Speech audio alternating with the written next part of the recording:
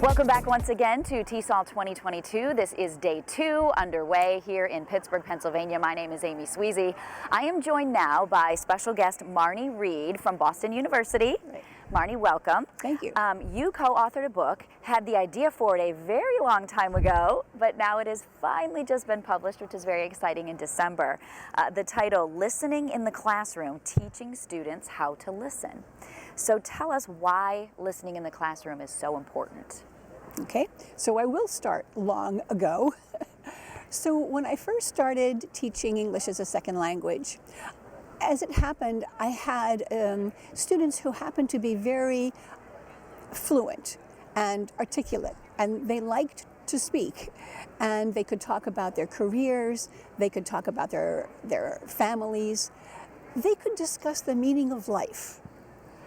And they kept insisting that they couldn't understand me when I spoke with my colleagues, people on the street, people on the subway. And I found it really hard to imagine how could students who could produce so much language claim that they couldn't understand ordinary, everyday conversation. The very words that they could use, they seemed not to be able to understand. And I didn't believe them at first, but they were persistent. They pestered me, they pestered my colleagues. And so finally, we persuaded the businessman who ran this particular private language school, we need to do a listening class. And we pestered him so much that to make us go away, he said, okay, so the students are here 5 days a week, 9 until 4, and you want to add a listening class. Okay, here's the deal. We'll offer it pro bono. Okay. Which means the students didn't have to pay extra. And it'll be at 8 o'clock in the morning, because that's the time we could fit it in. Now, this is from the student population. It comes from a country where time is rather loose, right? So 9 o'clock in the morning is, or whenever. And then we began to realize pro bono to the students means we won't get paid to do it. But anyway, at least we got permission. And so once we got permission, we decided, well, we better come up with some materials.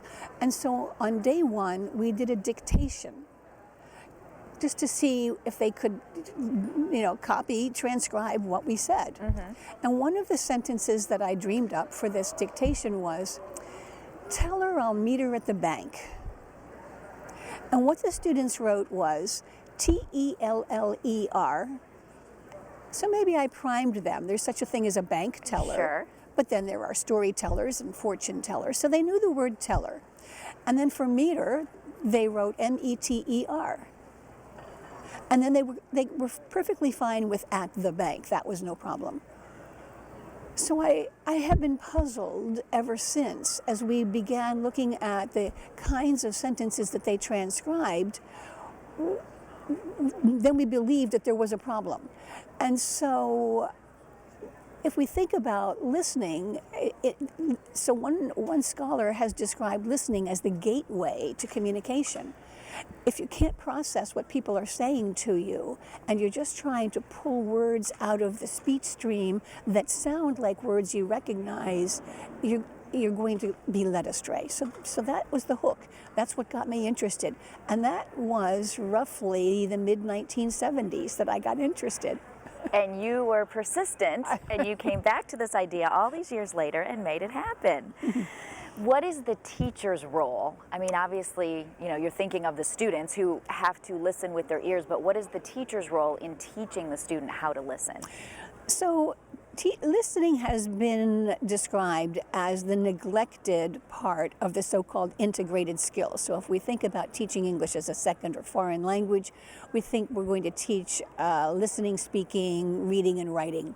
And a lot of the focus has been on the other 3 skills. And as far as listening, The approach seems to be similar to reading. Here's an example. I just bumped into one of my former doctoral students a little while ago. She was simultaneously in the doctoral program and teaching one of the courses in an intensive English program. She had, for years, taught the reading and writing part of the integrated skills, but suddenly the academic director said, this semester you're going to be teaching the listening speaking. Okay, well, so the first thing she did was turn to the curriculum guidelines. And her big surprise was, well, wait a minute, it says these are the listening guidelines, but these were the guidelines when I was teaching reading. Students will understand the main ideas and be able to catch some of the, supporting details. Well, so I know how to do that when I'm teaching reading. What do I do when I'm teaching listening? And so the guidelines were not helpful. Okay. So I think people, and in fact, it's been documented by the scholars Larry Vandergrift, Christina Go, in a book they published in 2012, that teachers tend to go at this the way they do reading. But this isn't helpful for what do you do? I think some of the textbooks in the field also proceed this way. They start by saying, we're going to teach students note-taking skills. That presupposes that they understand what has been said, but they just don't know how to organize it. And my claim is, no, they're not processing the input. They're missing the content. The problem is an organization. Although cross-culturally, yes, organization can differ, but that's not the bottom line issue. Okay. Are there a couple of practical ideas you can share with us without giving it all away, of course, because we want people to get the book, but okay. A couple of things, or a practical idea that a reader will find in your book? Well, so as far as the book, let me just mention that the organization of the book, every chapter begins the same way. What happened that made you puzzled such that you pursued listening?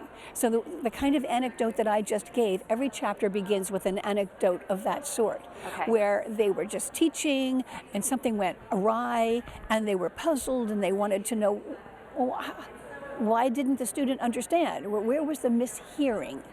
And so every chapter begins that way, and then there is a brief review of the literature specific to that aspect of listening, followed by, so here's what you do in the classroom. So every chapter is, the focus of every chapter is, here's what you do. So let's go back to the two problems with listening. At one level, the issue is that the students, they can't recognize known words. And the issue is continuous speech. So we link words together. I call this the is-y busy phenomenon.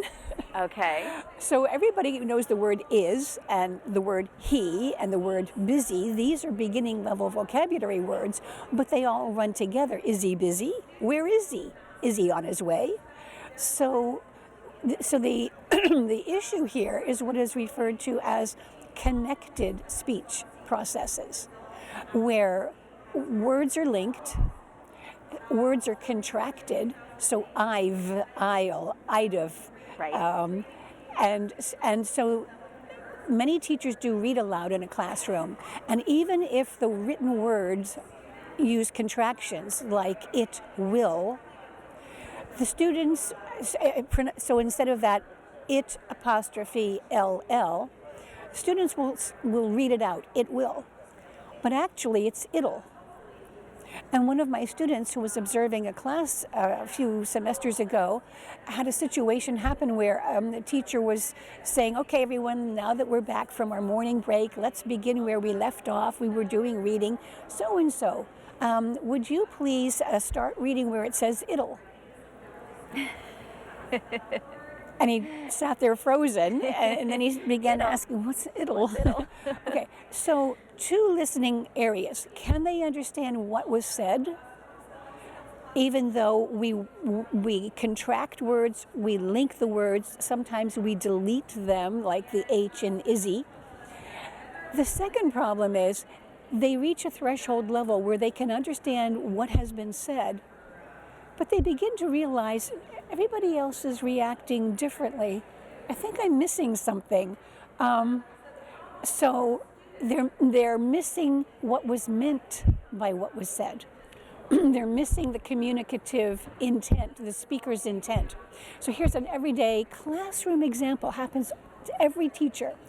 The teacher has a syllabus and it says so many assignments, late penalty, deduction of how many points. So let's imagine now an assignment is due and the teacher has on the blackboard, today's agenda, assignment 3, due today. See syllabus for late penalty. And the students are coming in and putting their assignments down. And one student says, oh, teacher, can I turn in my assignment late? And the teacher says, you can. And the student says, oh, thank you. They've understood the words. They've missed the point. Right. Those words are affirmative, but the message is negative. Right. And so what we want to do is make the teachers, the classroom teachers, aware of the link to the literature. So there's a scholar named Anne Wickman, and she has published that intonation has the power to override the words that are spoken. Students are paying attention to the words, and they're not, and so in fact they've been taught that.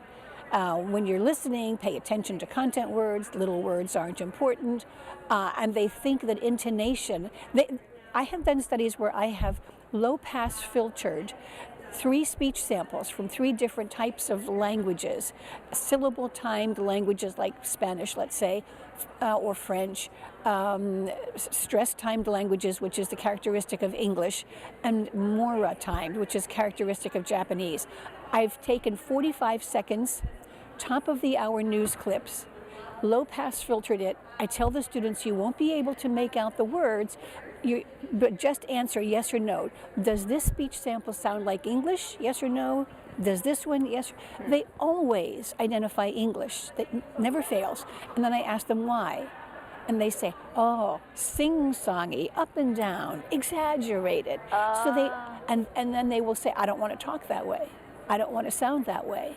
And so they reject you, or if they want to mimic or make fun of native speakers of English, they're perfectly capable of doing it by doing.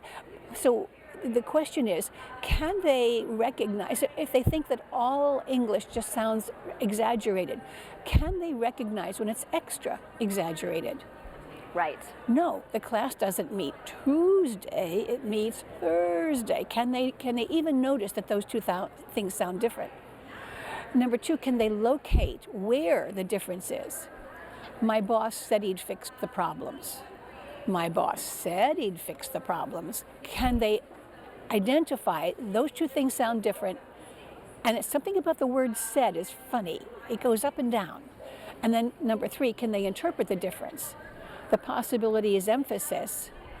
Oh, I just love your new glasses or something. Mm-hmm. The possibility is contrast or correction, not Tuesday, Thursday. Or the possibility number 3, it's an implication. My boss said he'd fix the problems. Right. I'm implying you must infer. So it's teachable. It's all teachable. And teachers need to know that just because the students are listening to them, they are not teaching listening. Wow, well, this is fantastic. What great information. Everybody needs to go out and get the copy of this book, Listening in the Classroom, Teaching Students How to Listen. Marnie Reed, thank you so much for being here. Thank you, Amy. Enjoy your time at TESOL. Thank you very much. It was a pleasure talking with you. Bye.